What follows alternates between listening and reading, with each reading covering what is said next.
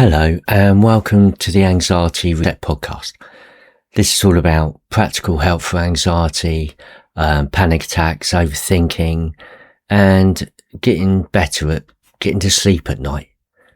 I'm Robson from Faversham Hypnotherapy, and in each episode we'll explore why anxiety happens, what keeps it going, and the things you can do to begin to feel calmer, putting yourself back in control.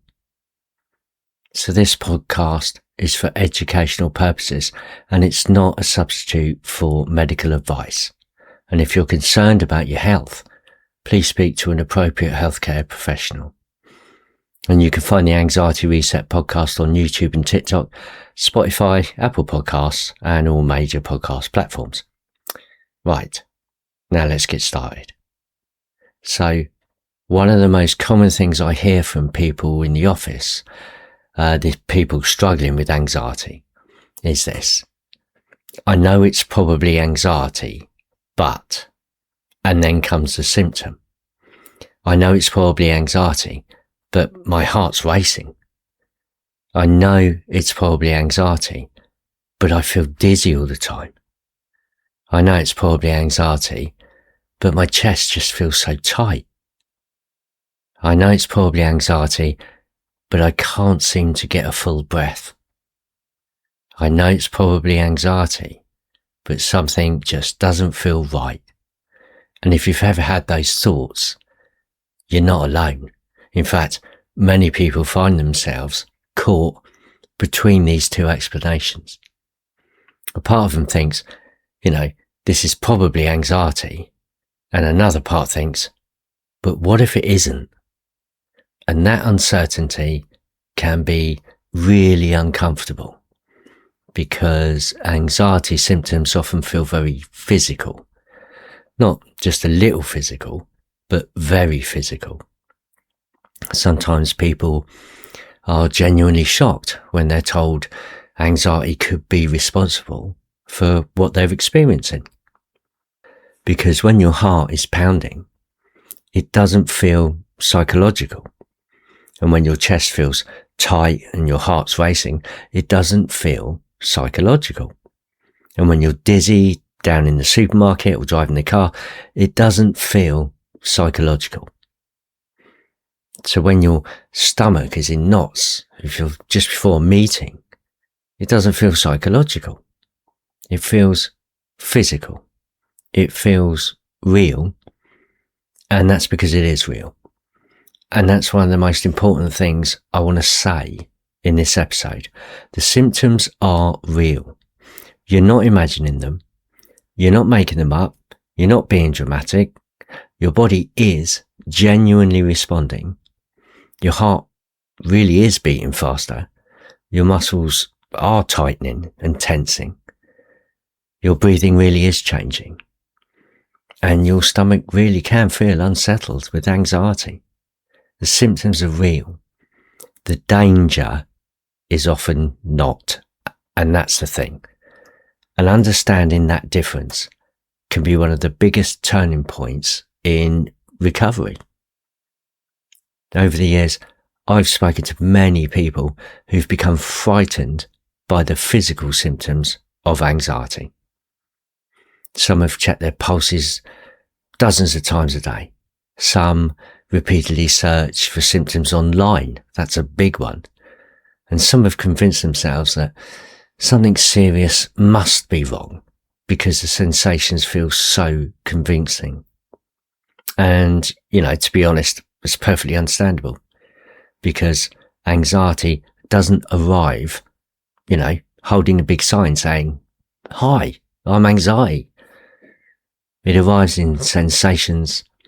It arrives in feelings and changes in the body. And those sensations can feel powerful enough to grab your full attention. And the problem is that once the symptoms have your attention, it's then very easy to begin monitoring them. You're checking them all the time. You're watching them. You're waiting for them. And before long, that anxiety is no longer just a feeling. it becomes something you're constantly looking for, something you're constantly trying to measure, something you're constantly trying to work out. And when people are doing that, it becomes, well, exhausting. And one of the reasons anxiety feels so convincing is because the body reacts incredibly quickly. In fact, it often reacts before you've had time to think. Imagine you're walking along and suddenly hear a loud bang behind you, and you jump, the heart races, your muscles tense, you turn around. And all of that happens before you've had time to decide whether you're actually in danger. And that's because your protection system is designed to react first and ask questions later. So from a survival point of view, that makes perfect sense. If our ancestors stopped to analyse every possible threat before reacting, they probably wouldn't have survived very long. The body is built to prepare you for action. And when the brain believes there's a threat, it begins making changes throughout the body. The heart beats faster, your breathing's going to change, your muscles are going to tense, and you get a focus, your attention narrows, and your digestive system slows down. Energy is redirected to where the body thinks it's needed most. Now, most people have heard of that fight or flight response, but what many people don't realise is that the body can react this way even when the threat isn't physical. The body can react to a thought, a memory, a worry, a possibility. What if? What if I embarrass myself? What if I don't sleep tonight? What if something is wrong with my health? What if I have a panic attack? What if I can't cope? To the nervous system, these thoughts can sometimes feel important enough to trigger that alarm. And once the alarm is activated, the body will respond. And that's why anxiety can feel so physical. It's not because you're imagining it, it's because your body is doing exactly what it was designed to do. Now, the problem isn't that the system is working. The problem is that it's become a little too sensitive, a little too quick to react, a little too eager to protect. And while that can be uncomfortable, it also means something else important. The symptoms themselves are not evidence that you're broken. They're evidence that your body is trying to keep you safe. So let's look at some of those symptoms that frighten people most. A racing heart is probably one of the most common. Many people become aware of their heartbeat and immediately worry something is wrong. The heart feels like it's pounding, it feels stronger, it's beating faster and harder. And because the sensation is so noticeable, it grabs attention. The problem is that once you start monitoring your heart, you'll notice every change. You'll notice when it speeds up. You'll notice when it slows down. You'll notice sensations that most people simply ignore. And then there's dizziness. And this can be particularly frightening because it creates a sense of vulnerability. And people worry that they might faint, lose control or collapse. Yet anxiety-related dizziness is incredibly common. Changes in breathing can affect how you feel physically, often creating sensations that are uncomfortable, but not dangerous. Chest tightness, another symptom that causes enormous worry in people. They often describe pressure and tension, a feeling that they can't quite get a satisfying breath. And again, these sensations can feel frightening, but they're also very common when the body is tense and alert. Many people also experience stomach symptoms, butterflies in the stomach, nausea, loss of appetite, digestive discomfort. And the stomach and the nervous system are very closely connected, which is why anxiety so often shows up there. So some people can experience tingling sensations, others feel shaky, others feel detached from their surroundings, almost as though they're watching their life through a window. And when these symptoms happen unexpectedly, they can feel incredibly alarming. But if you've experienced any of them, you're not alone. I've heard every one of them described countless times. And at some point, many people notice something else starts happening. They become more aware of their body. Perhaps you've experienced this yourself. Before anxiety became a problem, your heart was beating thousands of times a day and you barely noticed it. Your breathing changed throughout the day and you paid hardly any attention. You experienced sensations in your body and thought nothing of them. But once anxiety enters the picture, everything can begin to feel a bit different. People become aware of their heartbeat. You may notice your breathing. You notice tension in your shoulders. You notice those sensations in your chest. You notice the feelings in your stomach. You notice things that have probably been happening for years, but never previously felt important. It's like buying a car and suddenly seeing the same model everywhere. The cars are always there, you just weren't looking for them. The same thing can happen with anxiety.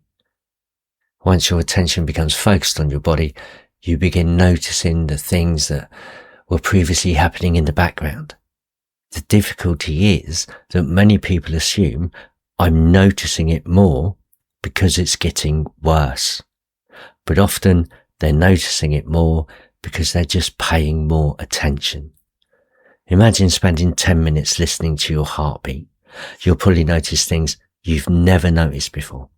Changes in rhythm, in strength, moments where it feels faster or slower. And not because anything's changed, but because your attention is now focused on it.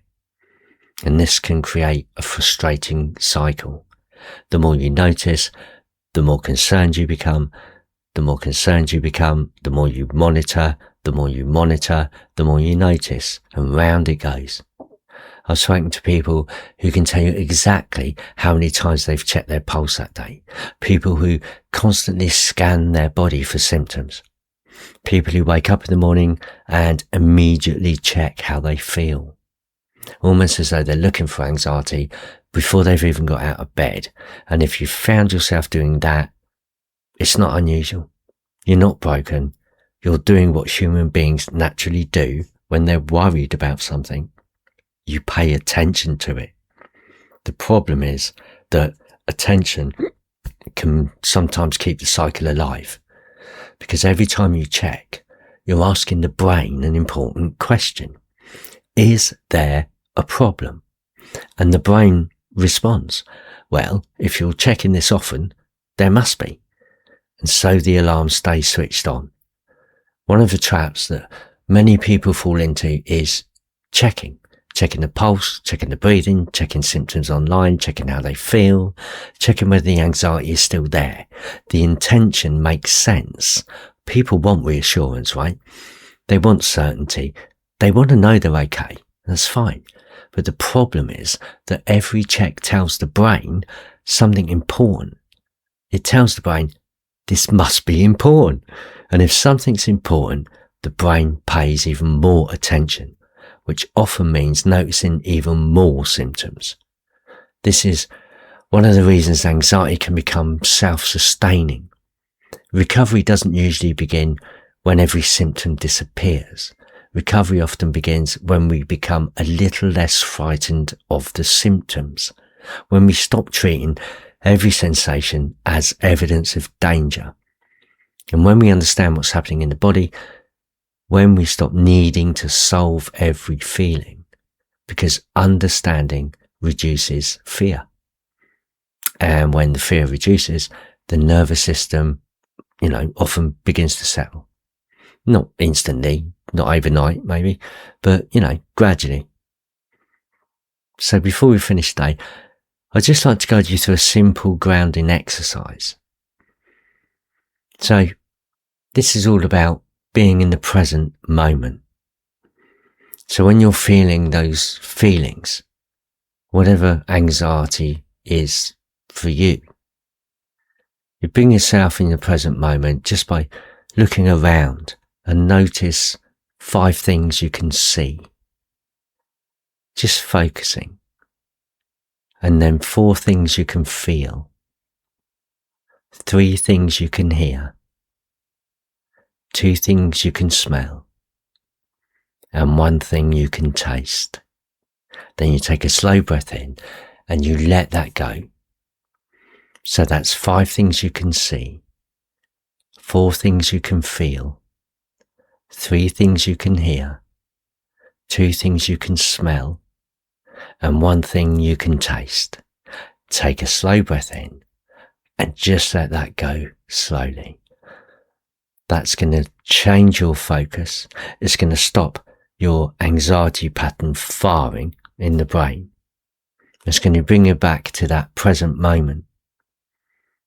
And you're going to notice that that attention has moved away from the inside of your body and back into the world around you.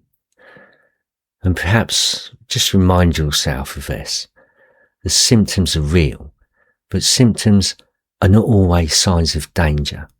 Sometimes they're simply signs of a nervous system trying a little too hard to protect you. So thank you for listening to the Anxiety Reset podcast.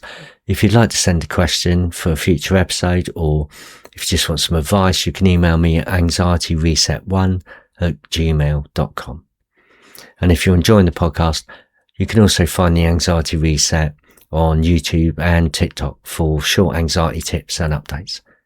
And if you'd like a personal support with anxiety or panic attacks or overthinking or sleep issues, you can find out more at www.favershamhypnotherapy.co.uk. So next time we'll explore why anxiety often gets worse at night time and why so many people find themselves worrying more when the day comes to an end. So until next time, stay well.